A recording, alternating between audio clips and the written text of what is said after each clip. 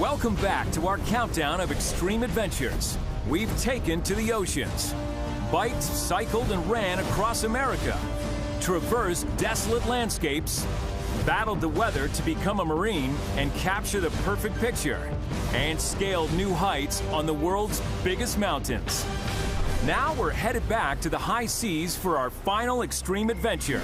Swimming in at number 1, the Ocean's 7 Challenge and the man who conquered it. We all know about the 7 Summits Challenge to climb the tallest mountain on every continent. But there's another challenge of body and mind that may be even tougher. It's the Ocean's 7. The Ocean's 7 Challenge is very difficult. And the main reason for that is because you're talking 7 iconic marathon swims around the world. Some of them are well known to a lot of people, some of them aren't. Yeah! The English Channel is best known to ocean marathon swimmers. It's about 20 miles in distance as a bird flies, and it's cold.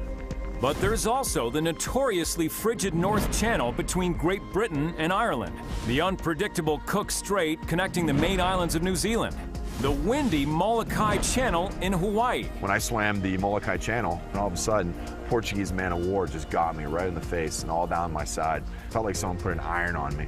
The predator-infested Catalina Channel off Southern California. I saw one shark. It's dangerous out there. The wicked Strait of Gibraltar. And the least known and most dangerous of all, the Tsugaru Strait between the islands of Honshu and Hokkaido in Japan.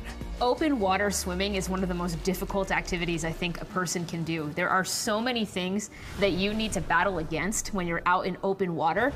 As of 2017, only 6 people in the world had completed all of the Ocean's 7 marathon swims, and only 1 did them all on the first try. Darren Miller, ocean swimmer extraordinaire. It's a challenge that takes a swimmer in all kinds of different environments, and that's the cool part about it. So you're swimming in warm water, you're swimming in cold water, you're swimming in storms. Every challenge Darren faced brought demanding weather conditions. The weather in each of these straits can be dangerous. The biggest issue with weather is very simple. It comes and goes. You cannot predict it. He also had to contend with deadly wildlife and a silent killer. The biggest challenge we face is not the sharks, it's not the jellyfish, it's not the storms, it's the hypothermia. The challenge of overcoming water that's only in the 50s. And he's doing it with just a regular bathing suit, swim cap, and goggles. No neoprene or wetsuits allowed. Swimming in cold water for long periods of time, your core body temperature drops, and that obviously can lead to hospitalization. It could also actually lead to death. Darren's coldest swim was the North Channel, 22 frigid miles between Ireland and Great Britain. But the English Channel is equally brutal. The waters there are frigid, really frigid. But what's interesting is that the air temperatures on top of that can often be a lot colder than the water itself. And that's a pretty bad thing. Along with the risk of hypothermia, marathon swimmers are battered to the brink of exhaustion. You're getting hit again and again by waves and wind, and there's no way for you to rest. Put all these ingredients together in one swim, and you have an extreme recipe for disaster. The most difficult swim I had of the 7 was the Tsugaru Channel. We realized pretty quickly that this is a very unpredictable body of water. Less than 24 swimmers have crossed the Tsugaru Strait, compared to over 2,000 who've done the English Channel. I remember we were up there and we were looking out over the ocean the first day, and it was just incredibly ominous, right? There was a ton of fog out there. It was extremely choppy, very windy. It was rough conditions. Darren's attempt to cross the Tsugaru Strait nearly ended before he even started. I'm slowly navigating, walking down this rock, and I slip and fall. And I slice both my calves, both my shins, my whole forearm, bleeding from both parts of my leg. Blood in the water is never a good thing. The last thing you want to do is to jump off a rock, bleeding from all over the place, and knowing that there's great whites swimming around you.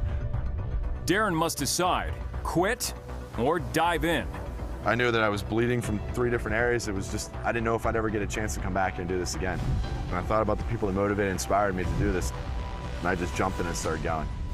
He expected to make the swim in 8 or 9 hours, but the conditions suddenly changed. Waves became larger, wind became stronger. Winds were driving the current to cross his path. I then started getting pushed backwards and essentially swimming in a counterclockwise direction. I was actually moving backwards. Ocean 7 creator Steve Munatones was on the escort boat right beside Darren. You could see Darren just gritting his teeth, closing his eyes. His teeth are chattering, and there was nothing that we could do to help him. 10, 12, 14 hours, and he's still fighting the current. I'll never forget that as long as I live, because that was the most difficult swim I'd ever been on. Finally, after 15 hours and 55 minutes in the frigid, churning water, he made it. Great job, Darren. Finishing all 7 marathon swims puts Darren in very rare company.